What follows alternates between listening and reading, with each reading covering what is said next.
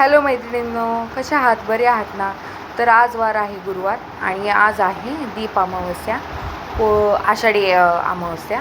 कोण याला गटारी अमावस्या म्हणतो, कोण काय म्हणतो. तर आम्ही तर दीप अमावस्या आणि आषाढी अमावस्या असंच म्हणतो. आणि आज आहे ना दिव्यांची पूजा करतात. तर मी काय केलं, दिवे घासून घेतले आणि दिव्यांची आता पूजा करायची आहे, तर तीच तयारी चालू आहे. तर 5, 7 किंवा 11 त्याच्यापेक्षाही जास्त असे ना गव्हाच्या पिठाचे दिवे बनवतात आणि ते उकडून घेतात आणि त्या दिव्यांनी आहे ना लहान मुलांना घरातमध्ये आपल्या मुलांना ओवाळतात. तर तेच मी करत आहे. आता मी 5 दिवे केलेले आहेत. म्हटलं की 5 दिवे करावेत आणि कसं आहे समर्थाला ओवाळून घ्यावं. तर आता मी घरामध्ये सगळं आवरून घेतलं आहे. या दिवशी मिठानी लादी पुसून घ्यायची आणि सगळं घरातलं आवरून घ्यायचं आणि मग आहे ना दिव्यांची पूजा करायची. तर तेच मी केलेलं आहे. आणि प्रत्येक सणाला जसं महत्त्व दिलं जातं तसं या दिवशी पण महत्त्व आहे. आणि काही ठिकाणी नाही करत, पण ज्याची त्याची भावना असते, प्रत्येकजण करतो असंच नाही. तर खरं सांगायचं म्हटलं तर आमच्या इकडे अशी पद्धत नाही आहे, पण जशी मी आले, जसं मला माहिती आहे तेव्हापासून मी करायला लागले.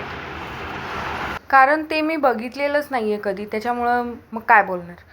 तर आता चला मग दिवे उजळून घेतलेले आहेत आणि आता पहिल्यांदा कुठलीही पूजा करताना पहिले आपल्या गणपतीला आगमन करायचं आणि मग नंतर पूजा करायची.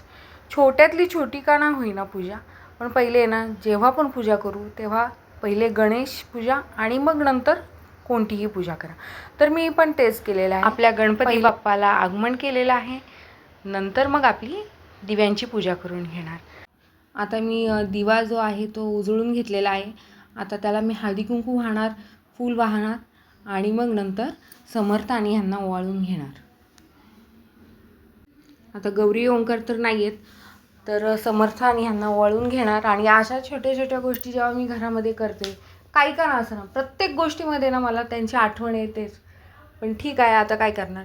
तर चला मग आता मी ह्यांची आरती करून घेते, ह्यांना आणि समर्थाला ओवाळून घेते आणि दिव्यांची पूजा करून घेते.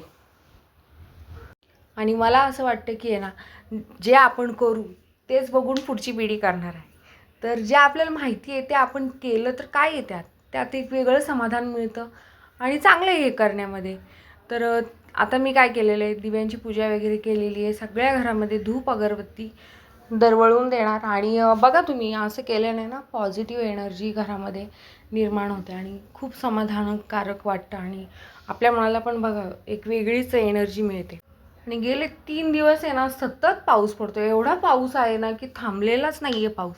एवढा जोरात पाऊस आणि सतत लाईटी जाणं आणि वारा तर भरपूर आहे. तुळशीपाशी दिवा लावला, तो पण सारखाच जात आहे. तर आता लावला मी, थोडा वेळ जरी राहिला तरी ठीक आहे. तर म्हटलं चला आता आरती करून घ्यावं समर्थाला. आता ह्याला करून घेते आणि ह्यांना पण मी करणार. आईने या दिवशी आपल्या मुलांना ओवाळायचं असतं, असं असतं. तर ह्यांना पण मी का आरती करते, जेव्हा पाहिजे तेव्हा आई, बहीण, मैत्रीण आणि बायको अशी जी नाती असतात ती आपल्याला जपायची असतात. ती फक्त बोलण्याकरता नसतात, ऐकण्याकरता नसतात, तर ती फक्त जपण्याकरता असतात. तर हे मला असं वाटतं आणि मी ते करते. आता इथे कोण काय बोलेल, कोण काय नाही, ह्याचा आपल्याला फरक पडून द्यायचा नाही. जे आपल्याला वाटतं योग्य ते आपण केलं पाहिजे असं मला वाटतं.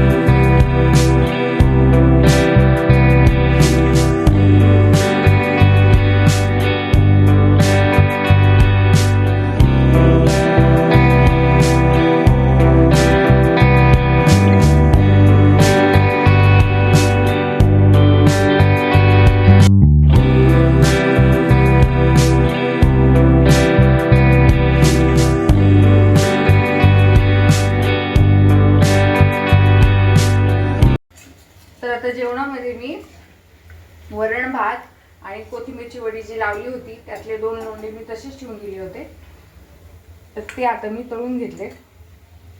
आणि आता ना माठाची भाजी टाकणार आहे, लाल माठाची. तर तेल जास्त आहे, आधी तेल काढून घेते. तर आता लसूण, कांदा आणि मिरची मी कापून ठेवलेली आणि माठाची भाजी पण आहे ना बारीक चिरून 2 ते 3 वेळा पाण्यात धुवून घेतली आहे. तर आता आधी कोथिंबीर वडी तळून घेतली आणि त्याच कढईत मी आता माठाची भाजी टाकणार आहे.